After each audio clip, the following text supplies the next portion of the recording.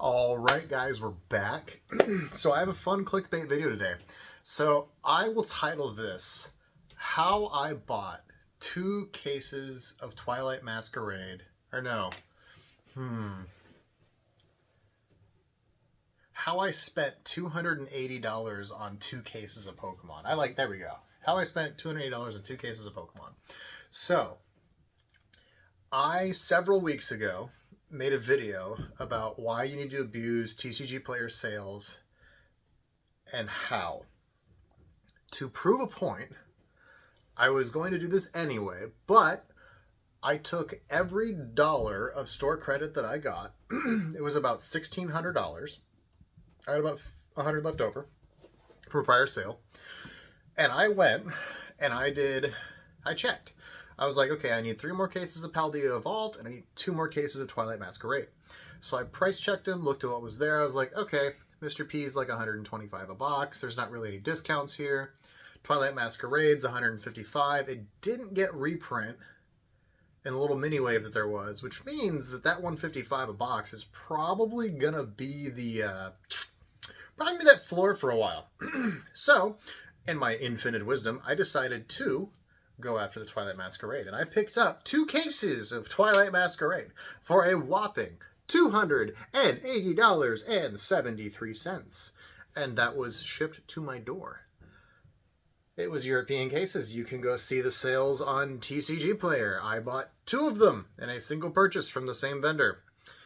Now, I legitimately was only charged $280.73 on my credit card, which I then got 2% cash back on.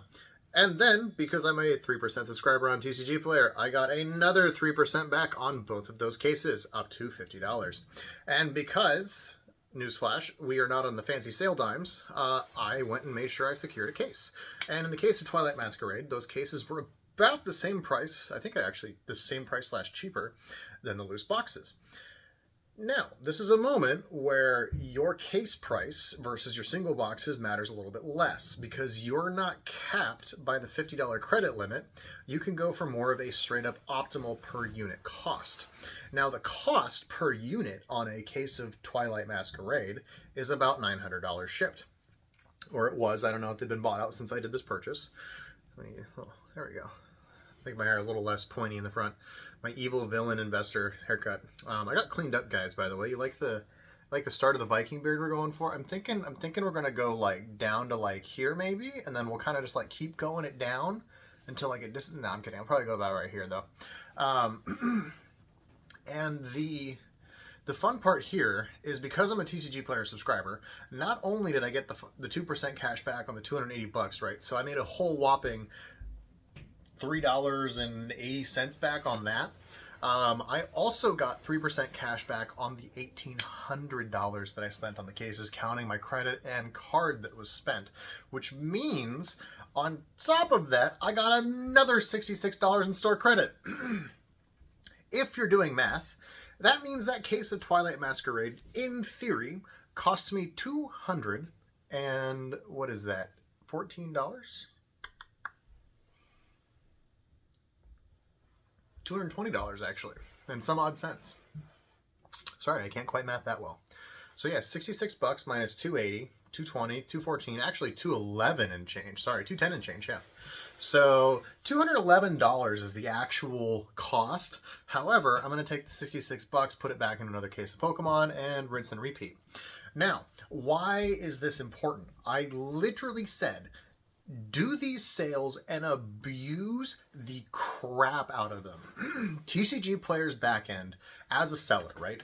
They take about 15 to 18% for non-direct orders. Direct orders, they get upwards of 50 to 70% sometimes, right? Like if the whole order is like, I don't know, like 13 card, and you can look at the breakdown for this, right? There's like literal flat pricings and things that they take based on the sale volume of the order and the price, and they just take it.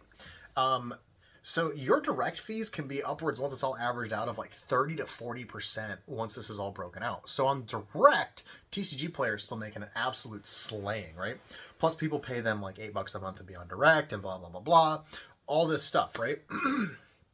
So these cases of Twilight Masquerade, I literally paid for with credit from the TCG Player sale, because TCG Player for like 4 days is like, instead of making, 17% on everyone, we'll make like 2% on the non-direct boys, and then all the direct boys, we're just going to clean up and make like 23% for the weekend. Like, they freaking care. So this is a great example of instant equity, right? And there's very few times when you're purchasing large volumes of product where you get quote unquote like instant equity. Now you can be like, well, Richard, but when you buy at whatever price, and then you have like, if you're buying at 70%, you have 15% in instant equity. Sure. However, the thing to note here is you have to pay workers, you have overhead costs, you have shipping, you have fees you have to pay on that. So really, there's a lot more work to obtain that equity value of that 15 to 10% once you've made that purchase. The nice thing about when you take 2 cases of Twilight Masquerade that you paid $280.73 for, and you purchase them on Start Credit, and your intent is to hold them for 6 to 10 years, you just basically gave yourself a 15% upside immediately. You don't care about the total cost per unit when you're buying it. You care about the total cost per unit, but you don't care about that instant quote unquote like equity or like what my margin is, because you don't care. You care what your purchase point is. So that's where you get your instant equity, right? So I have the average purchase price, because I wasn't buying 5 cases on release of every Scarlet and Violet set like I was supposed to, like a doofus. My average price per box in Scarlet and Violet is like $107, and I have like 200 something boxes of Scarlet and Violet, right? I have like 50, I think, Sword and Shield boxes left, which puts us in that ballpark range of like around 300 Pokemon boxes, right? That is not a small number of boxes. However, I did this same thing with Sword and Shield back when Chilling Reign was $80 a box, and when Fusion Strike was $85 a box, and when Brilliant Stars was $135 a box. I did this same thing across the Sword and Shield era, and I proved the theory then, and now, several years later, we're now magnifying this. Instead of doing like 8 case per, we're doing 5 cases plus per. I have 1 set left until I am at 100% of my goal for the Scarlet and Violet era. I need 18 more boxes of Paldea Evolved, and I will be at 100% of my goal, which is 5 cases for every single Scarlet and Violet set. Now, this is important because these are long-term holds, which means in the event I do need to sell, I won't need to, I'm not going to, I'm holding these for at least 6 years. That is the plan, that is the intent. I will have immediately gained that 15% back effectively in raw equity, right? So I spent $1,800. I really only spent $280.73. Get wrecked, nerds. And that basically $1,600 is coming, or $1,500 is coming right back to me as raw cash, right?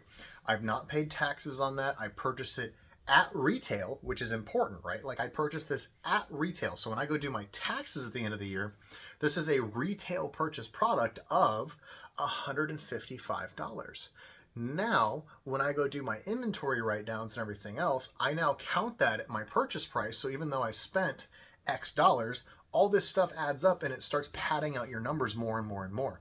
These are super important, super finite things that you need to get into and you need to pay attention to when you're doing these large volume transactions like this. At the end of the year, right, when I do my taxes, I say I purchased this, I sold this, I spent this, my travel costs are this. All these things break down and do all these magical things until, we hit that equilibrium of, oh, I lost $1 bajillion or I made $1 bajillion, right? I wish I had that much money. And that breakdown is super important, right? And when you can add to your books at market rate but pay below that, that is super, super important. It's like the whole credit card thing, right? Like your credit card cashback returns. I don't know if anyone's ever noticed this, but your bank's never made you file a tax thing about that, right? Like that might change in the future. I don't know, but it's just like cash back that you're just kind of given.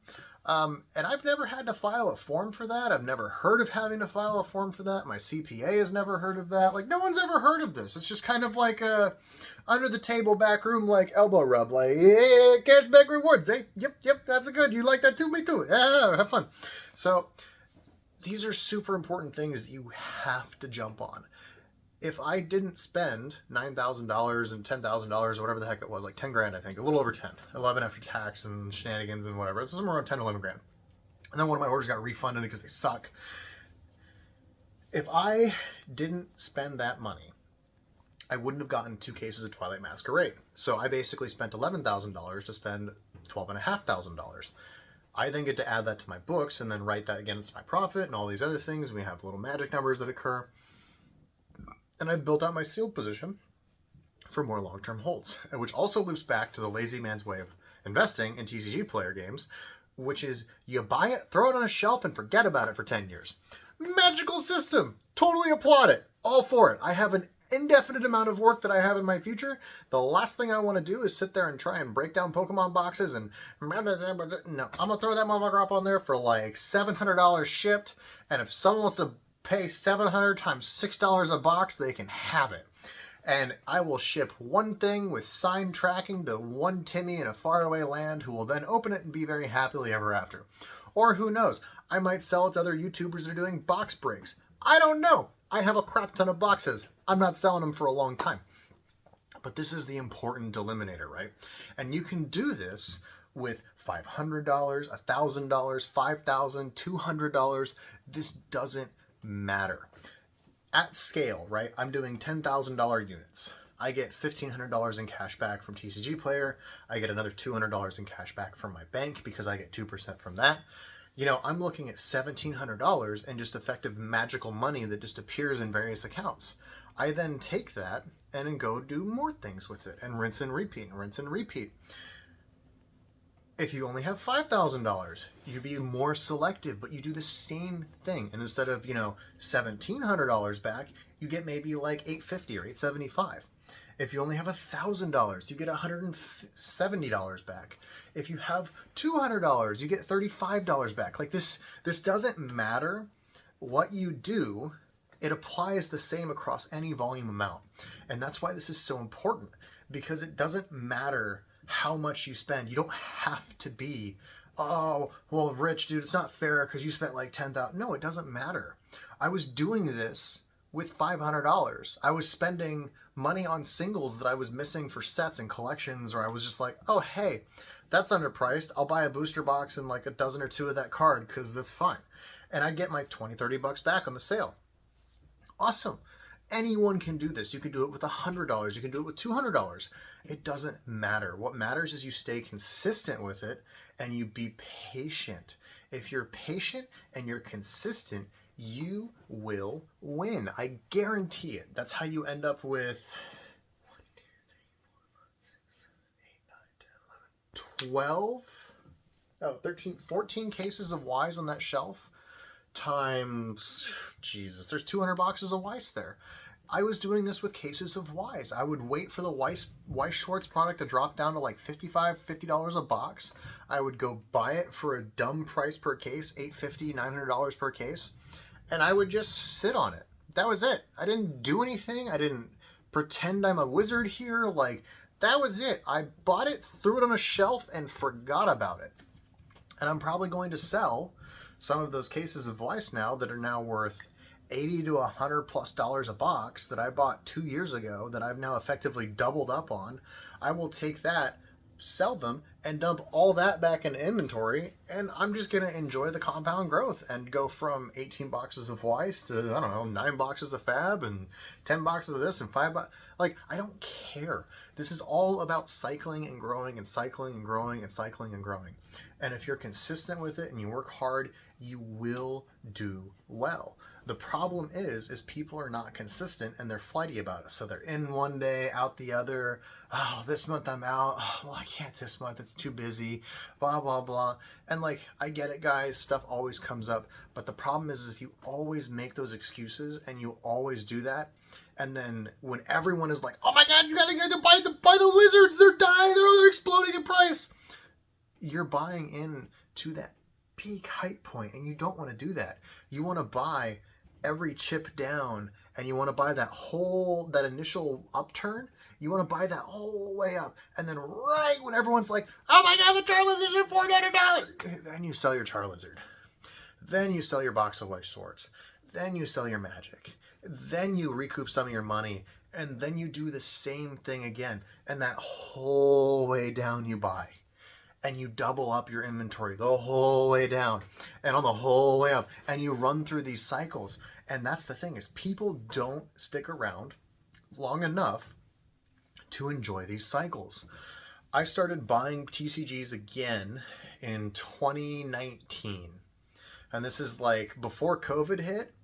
I was like, you know what? I'm kind of bored. I got nothing to do right now. I'm single, blah, blah, blah, whatever. So I started buying some cards again. I opened up Kaldheim is what it was. I bought a bunch of Kaldheim. I had a blast opening. It was fun. It was great. Actually, was I dating my... I think I was dating my wife at the time, actually. We'd just been dating for a few months.